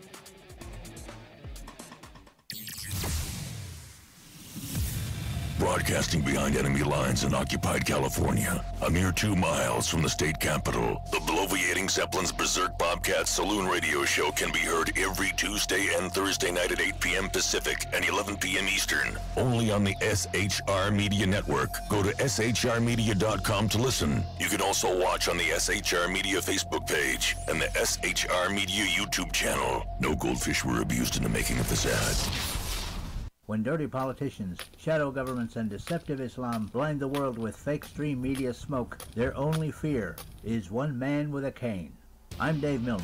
Join me through shrmedia.com, highplainstalkradio.com, and the Western Free Radio Network at Spreaker, YouTube, and iTunes for a different perspective weekly on the Unpleasant Blind Guy. And catch me on Jeff Mitchell's EDL Radio on blogtalkradio.com. There's no surrender ever, because truth is not always pleasant. Hey guys, it's Sackhead Clint. I'm excited to tell you about a brand new show here on the SHR Media Network.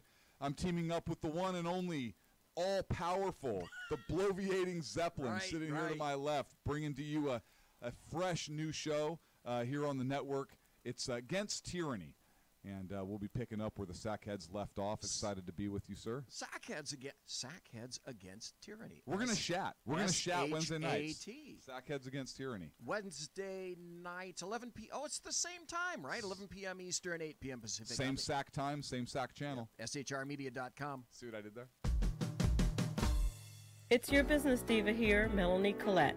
I am inviting you to a front row seat as I discuss some of the most intriguing details of wealth and finance with today's movers and shakers in the world of business. Listen in and discover financial truths on a global, domestic, and household scale. Uncover topics that will impact your wallet today and in the future. Money Talk with Melanie airs Monday through Friday, 5 p.m. East, 2 p.m. West, right here on SHR Media and High Plains Pundit Talk Radio. You can't afford to miss it.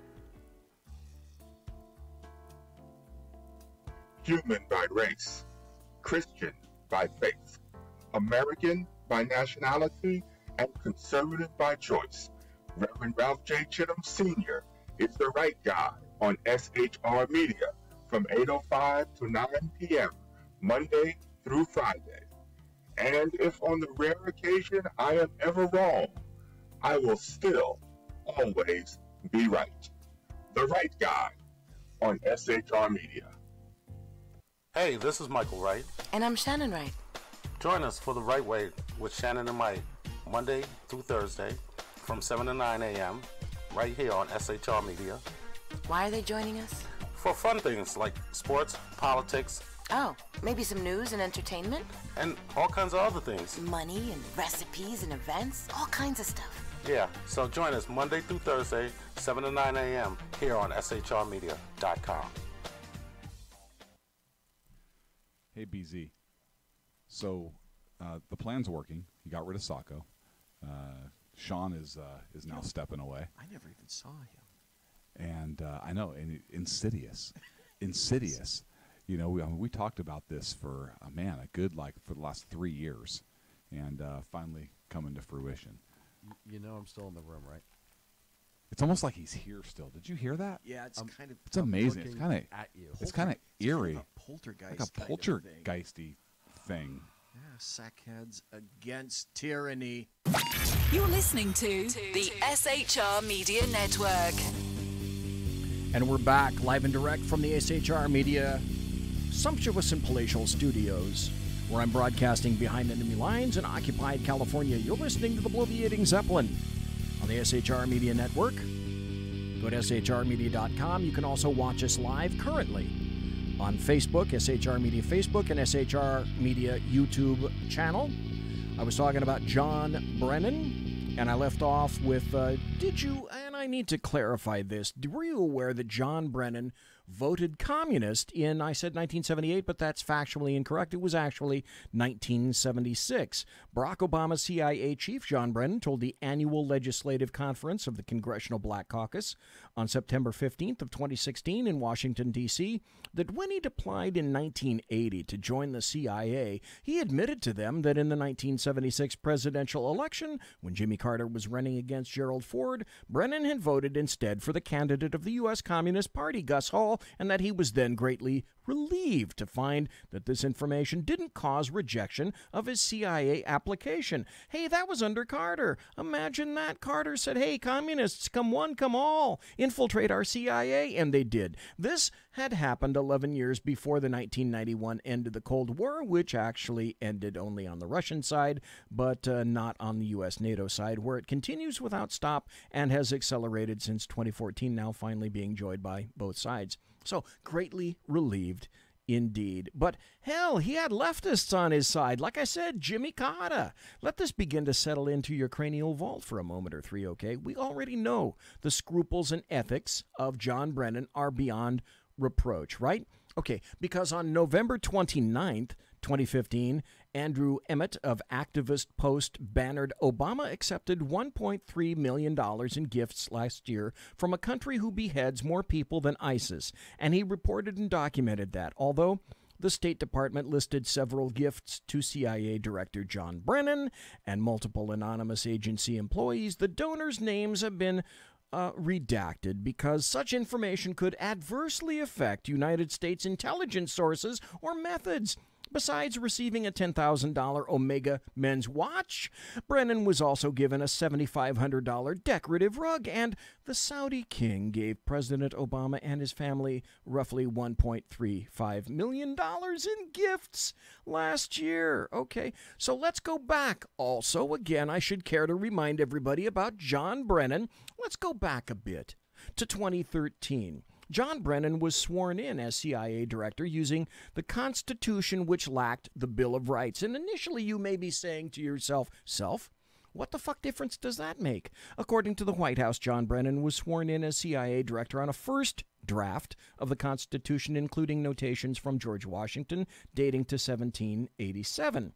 That means when Brennan vowed to protect and defend the Constitution, he was swearing on one that did not include the First, Fourth, Fifth, or Sixth Amendments, or any of the other amendments now included in our Constitution. The Bill of Rights did not become part of the Constitution until 1794, 4 years after the Constitution that Brennan took his oath on. Oh, BZ, you're making a big deal out of that. Well, this isn't important. Okay, this is important for a very good reason. Swearing-in ceremonies are anticipated, scheduled, and they're not conducted at the last proverbial second. They're planned, and those promoted have any number of options available. They aren't just conjured up out of thin air. They possess a very significant meaning to the persons being sworn in, promoted, etc. When I was promoted, for example, from sergeant to deputy, I had any number of options available to include my choice of who's going to pin on my new badge. I chose my father. That was highly important to me because, frankly, my mother thought from the very beginning that I was never strong enough to be a law enforcement officer, much less be recognized by a promotion. She told me that to my face. The choice of my father was thusly, it was a really big and a very important and personal unspoken statement by me, for me. So too did John Brennan make an unspoken statement, and to my way of thinking, in his mind, he justified and justifies now what he did or did not do from that point onward via his oath of office. As far as he's concerned, he was excused. You just had to see it and understand it. He was hiding in plain sight. Truth. Next, from BuzzFeed.com. Congress doesn't really care that the CIA chief once voted communist. The quote is, "I'm thinking I'm going to let that one go." CIA Director John Brennan can breathe a sigh of relief. 40 years ago, after casting his ballot, Congress let him off the hook for voting for the Communist Party during the height of the Cold War. Let that sink in. He voted for the Communist Party during the height of the Cold War. Brennan copped that in that little noticed remarks at the Congressional Black Caucus's annual conference, as we indicated, and then Republicans and Democrats both responded. I think Brennan's the only one who can comment on that, said Senator Richard Burr, Republican, the chairman of the Senate Intelligence Committee. And I'm really not interested in how the CIA director voted decades ago, said Ron Wyden, Democrat, Oregon. I continue to be troubled about his skewed and distorted views about the separation of powers, Wyden added.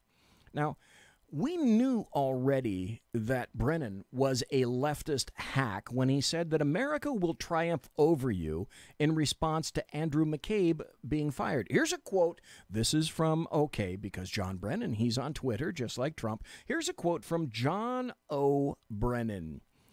"When the full extent of your venality, moral turpitude, and political corruption," sounds like he's describing himself, "becomes known, you will take your rightful place as a disgraced demagogue in the dustbin of history. You may scapegoat Andy McCabe, but you will not destroy America. America will triumph over you." The problem with that is that the U.S. government Inspector General made that recommendation for termination, not Donald John Trump. Something unexplained and left dead on the ground by the American media maggots, purposefully, of course. So, you got to give the governor a harumph. We got to protect our phony baloney jobs on that one. About this immediately. Harumph, harumph, harumph, harumph. I didn't get a harumph out of that guy. Give the governor harumph. Harumph. You watch your ass. So the 7 deadly sins of John Brennan, this came from an article back in 2012.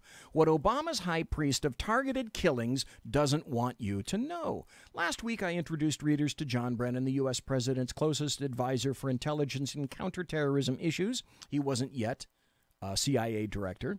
Although Americans know little about Brennan, he plays an essential role in shaping and implementing the expansive, unprecedented targeted killing of suspected terrorists and militants. He is, the New York Times reported, citing administration officials, the priest whose blessing has become indispensable to Obama. Now that's a leftist rag saying that about John Brennan. That was then, this is now. He is, the New York Times reported, the priest whose blessing has become indispensable. After Brennan lost out on the nomination for CIA director, he became the White House's Homeland Security Advisor and Deputy National Advisor for Counterterrorism. As Michael Hayden, the holdover CIA director, and Leon Panetta was confirmed, once observed, John Brennan's the actual National Intelligence Director.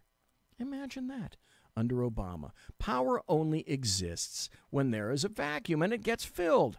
Now, by the way, in a little tete-a-tete between George Stephanopoulos and John Brennan, it went like this. Stephanopoulos, do you stand by the statement that you've made in the past that as effective as they have been, they have not killed a single civilian? That seems hard to believe. Brennan, what I said was that over a period of time before my public remarks that we had no information about a single civilian, not one non-combatant being killed. Unfortunately, in war, there are casualties, including among them civilian population. And unfortunately, sometimes you have to take a life to save lives. This was in George Stephanopoulos, This Week with George Stephanopoulos in 2012. So isn't it odd that the Washington Post, whose motto, democracy dies in darkness, that actually ought to be changed to democracy dies in D.C., the Washington Post wrote in 2014 this article, yet now holds Brennan up as an anti-Trump lion. And the article they wrote had a headline saying, Obama should fire Brennan. In March, on the Council of Foreign Relations, CIA Director John Brennan was asked by NBC's Andrea Mitchell whether the CIA had illegally accessed Senate Intelligence Committee staff computers. Oh, do you remember this? Is this starting to come back to you now? Illegally, accessed Senate Intelligence Committee staff computers to thwart an investigation by the committee into the agency's past interrogation techniques. The accusation has been made earlier by Senator Dianne Feinstein, Democrat of California, who said the CIA had violated the separation of powers principles embodied in the United States Constitution. As far as the allegations of CIA hacking into, Senate computers, nothing could be further from the truth, Brennan said. I mean, we wouldn't do that. I mean, that's just beyond the, the scope of reasons in terms of what we would do. And, when the facts come out on this, I think a lot of people who are claiming that there has been this tremendous sort of spying and monitoring and hacking, they will be proved wrong. In another major story tonight, the chair of the Senate Intelligence Committee has accused the CIA of spying on Congress in an astonishing speech.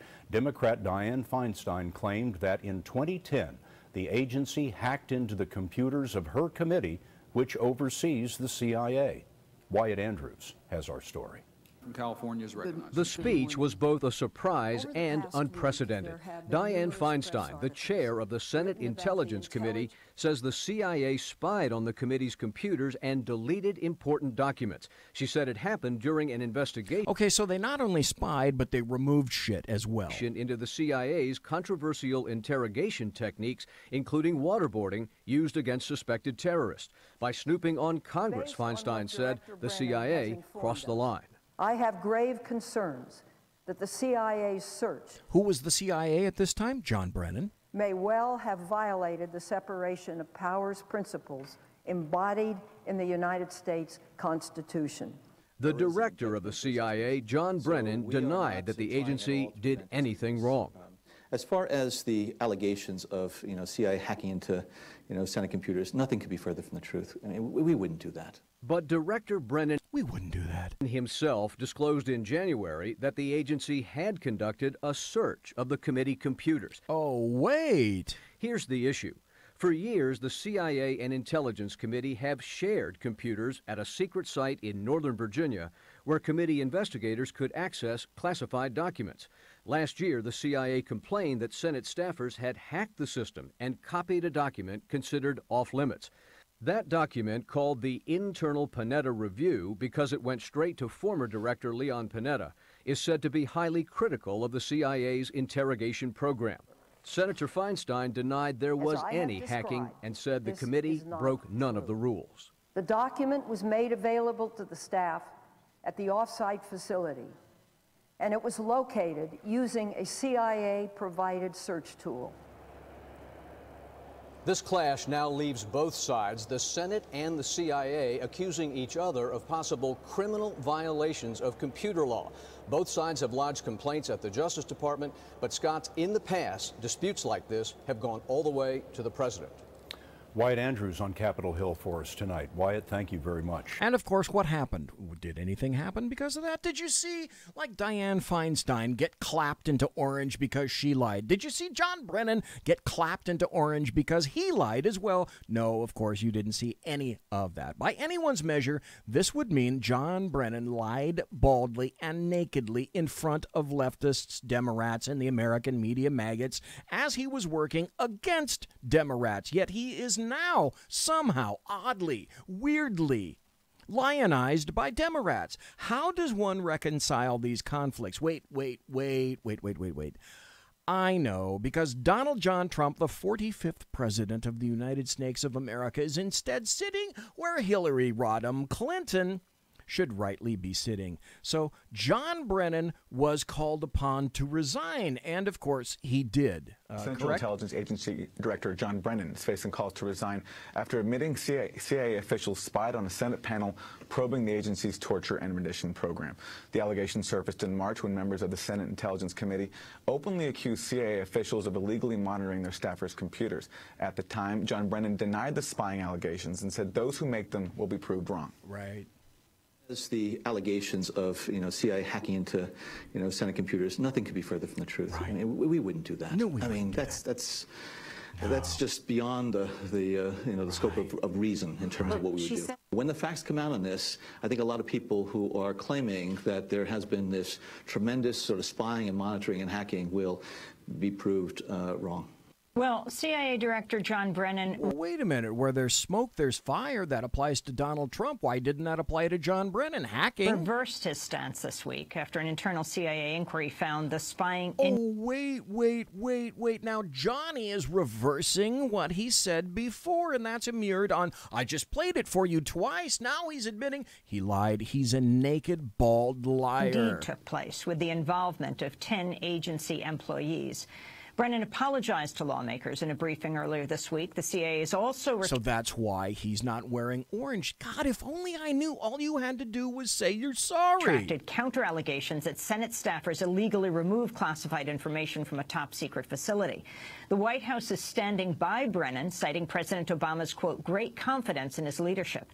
But at least 2 members of the Senate Intelligence Committee, Democrats Mark Udall of Colorado and Martin Heinrich of New Mexico, are calling for Brennan's resignation. We're joined by the reporter who first broke the news of the CIA's admission to spying on Senate computers, Jonathan Landay, senior national security and intelligence correspondent for McClatchy Newspapers, also in Washington, D.C. Oh, McClatchy Newspapers, where I used to work during the 70s. I worked directly for KFBK. My check said McClatchy, and I used to work in journalism, as it was said. I used to be a stringer photographer for the Sacramento Bee, and I used to work for KFBK Radio, and also I did some stuff for KOVR. That's McClatchy. Wow, good times. DC. Thanks for being with us. Talk about this revelation that you just exposed. So after all of this, what had been this behind-the-scenes battle, unprecedented battle between the CIA and its Senate overseers, apparently John Brennan asked his Inspector General, David Buckley, to look into Senator Feinstein's allegations that the CIA had, in fact, without authorization and in breach of an agreement with the Senate staff, had intruded into a database that was for the use by the Senate staff only.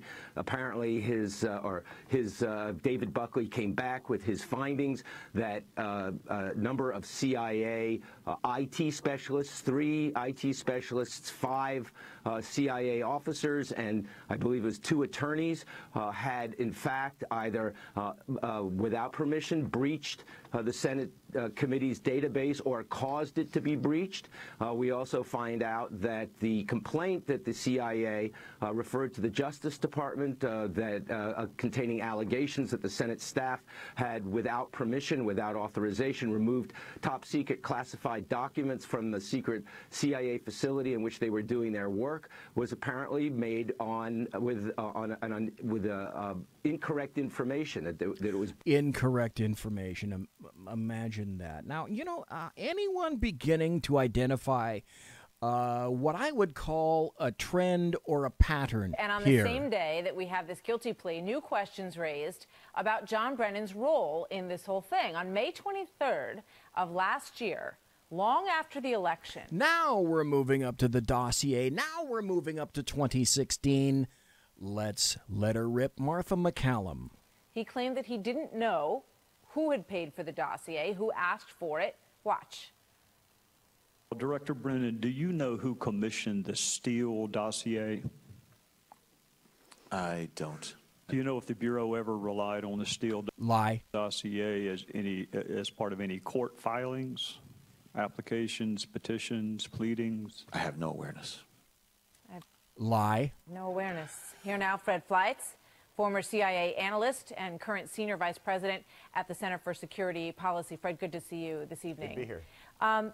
Let me draw your attention to this from an exclusive report in Real Clear Investigations. It says several Capitol Hill sources say Brennan, a fiercely loyal Obama appointee, talked up the dossier to Democratic leaders as well as the press during the campaign. So that was well before the statement that we just saw.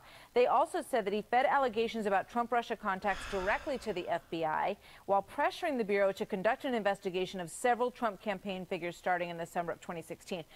Right, because under the charter, you see, the CIA can't be involved in anything domestically except when they are, of course. So you think that he is very central to this whole thing? I do. I think he's a missing link. And I got to tell you, given his hostility towards Mr. Trump, inconsistencies and contradictions. And as being a communist and not forswearing to the Bill of Rights at all. In his statements, I think there's a lot that has to be looked into here.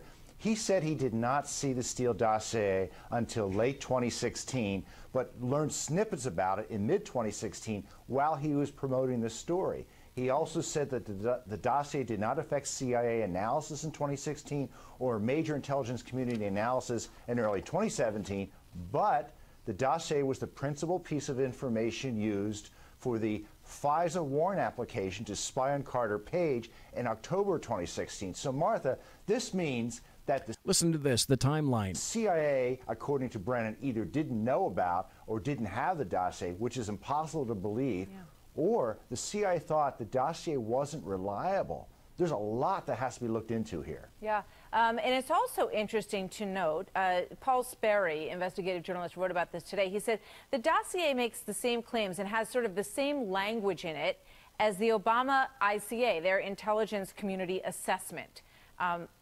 It says that Putin personally ordered the cyber attacks, that the leaked embarrassing emails were to bolster Trump as part of a, quote, aggressive Trump support operation. So you have the exact same language in both the official Obama intel assessment and the dossier. Does that seem odd to you?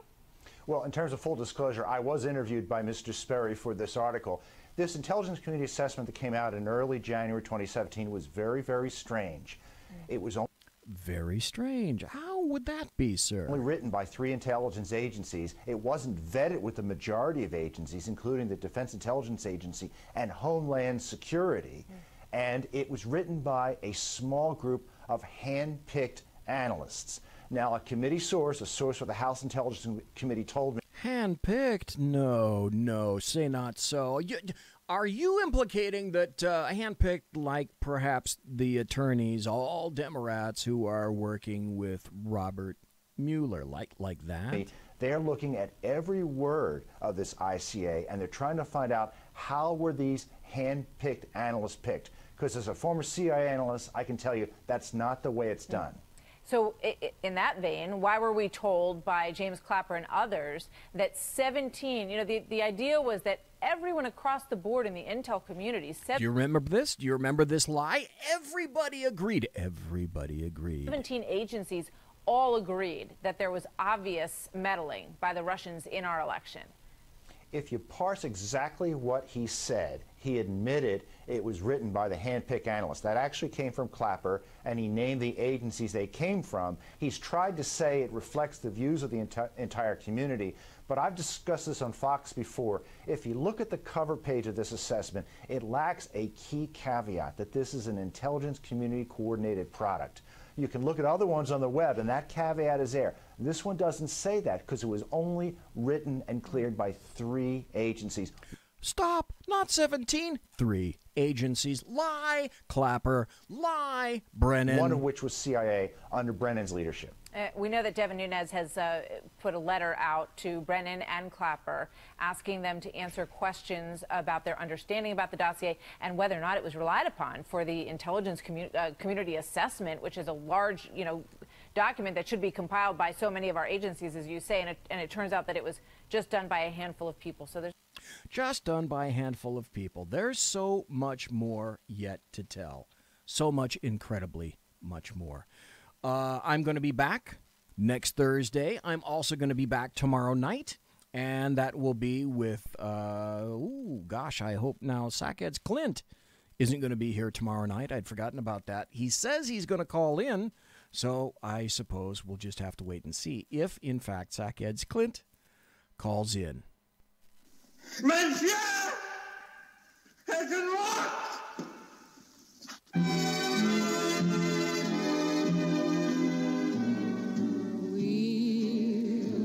And hasn't this been a series of 2 special past shows by BZ in the Berserk Bobcat Saloon? Ladies and gentlemen, boys and girls, children of all ages, thanks for listening to the Bloviating Zeppelin's Berserk Bobcat Saloon radio show live and direct right here at the SHR Media Network in the sumptuous and palatial SHR Media Studios. You want to contact me, you can find me at Twitter, on Twitter at bzep, or my blog, bloviatingzeppelin.net.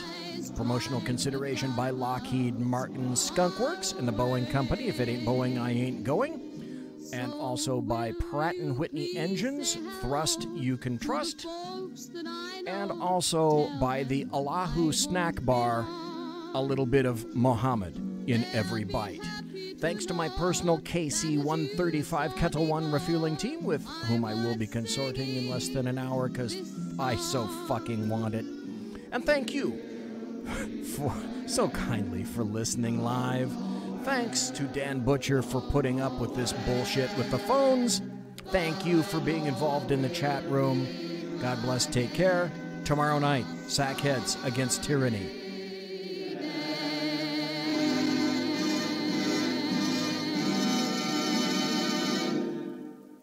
Everybody quiet down now and get some sleep. Night, everybody. Good night, Mama. Night, Ben. Good night, everyone. Good night, Mama. Good night, Daddy. Good night, children. Good night, Daddy. Good night, Elizabeth. Good night, John Boy. Good night, Jim Bob. Good night, Jim Bob. Good night, Jim Bob. What's going on? I was asleep. What's everybody doing? Good night, Jim Bob.